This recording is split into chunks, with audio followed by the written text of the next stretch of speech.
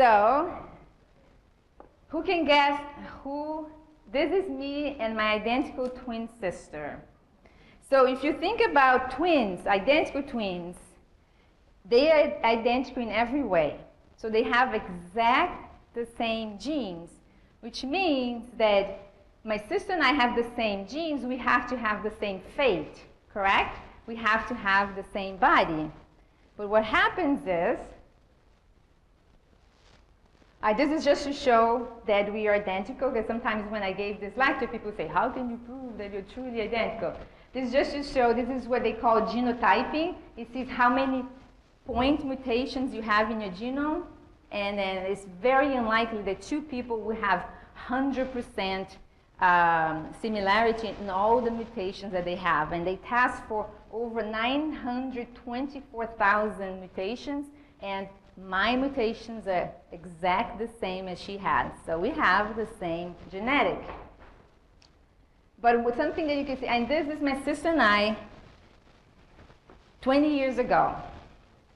That's the last time we had the same weight. So same genetics, same weight until this picture was taken. Then after that, I moved out and she continued to live in a house, but we start eating diets in a different way. And this is what happened. So this here is me, and this is my sister between 1995 and I stopped in 2012, but it's pretty much up until here. You see that my weight is pretty much the same, except for this curve here. Here is when I moved to the US. And I'm not kidding, but it's not US fault.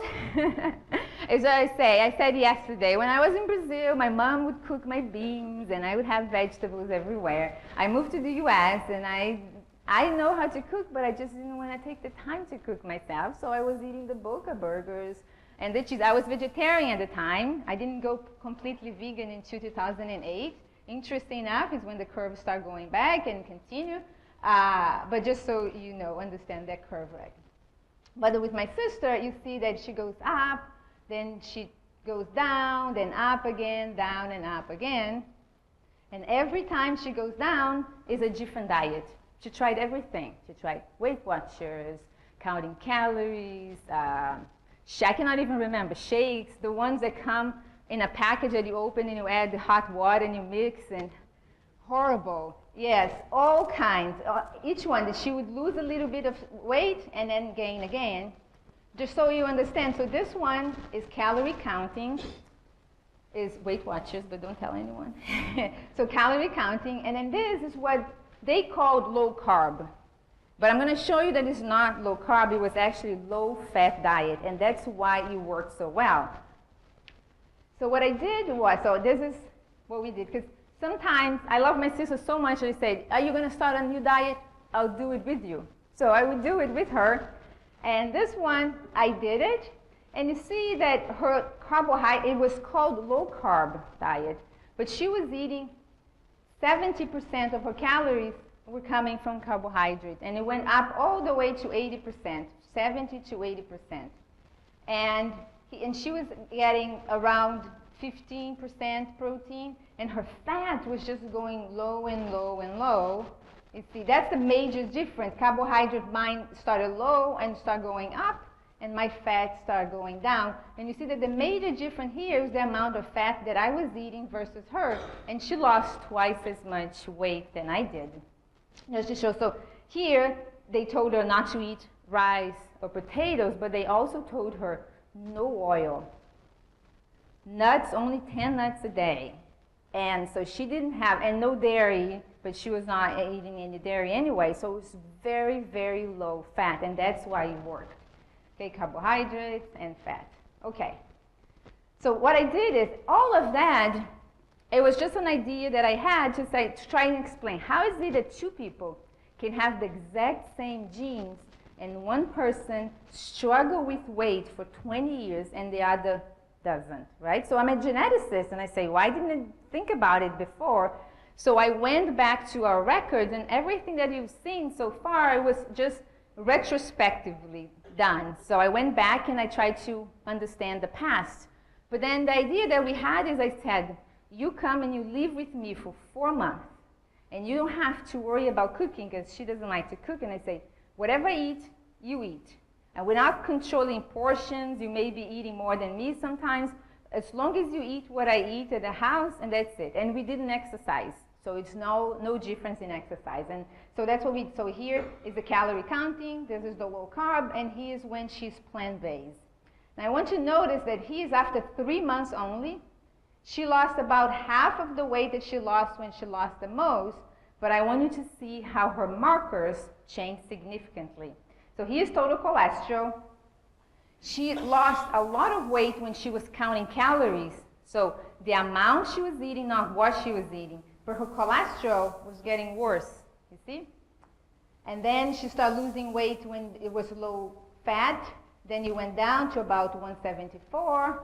But when she ate plant-based, it was the first time in all these years that her marker was identical to mine. She still had to lose another 30 pounds, but her biochemistry was identical to the one of a thin person.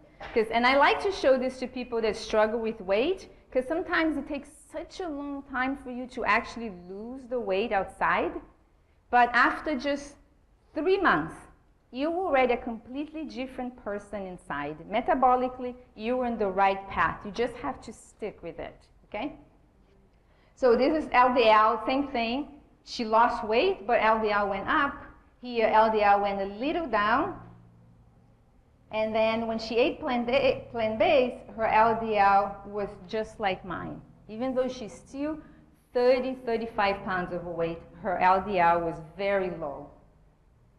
And then here's interesting, glucose. We hear a lot of people say, yes, don't eat potatoes, spike glucose. Don't eat this, spike glucose. Glucose spiking is a good thing. We eat glucose. If you didn't have a spike, it would mean that we're not taking up the glucose we need. And then comes insulin and wash it out and put it away. And that's the right thing to do. But if you see glucose, it's very hard for us to see any pattern. So my glucose sometimes are higher than my sister, and I'm thinner than her. I'm 50 pounds lighter, okay? But here's the interesting thing, and I always say, always pay attention to your insulin, never to your glucose. And remember when we discussed at the beginning, anytime your insulin is high, your body's producing leptin, but the brain doesn't see. Anytime your insulin is high and the brain doesn't see leptin, you don't get the signal that you've had enough to eat, so you will continue to eat. And that's why it's hard to lose weight if you're eating things that will make your insulin go up. So if you notice, every time my sister gained weight, her insulin went up. Every time she lost weight, her insulin went down. Insulin was the only marker of all of them that we checked that corresponded to her weight. And it was so much so that you could even predict if she was in a trajectory of gaining weight or losing weight before it even started, okay?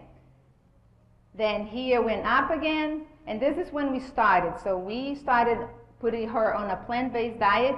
Her insulin was 14, and her leptin was 49. So her body's producing leptin like crazy, but her brain doesn't see. She won't stop eating. She won't be able to lose weight as long as the leptin is at the high, okay? After 6 weeks, her insulin is half, and her leptin went from 50 almost to 14.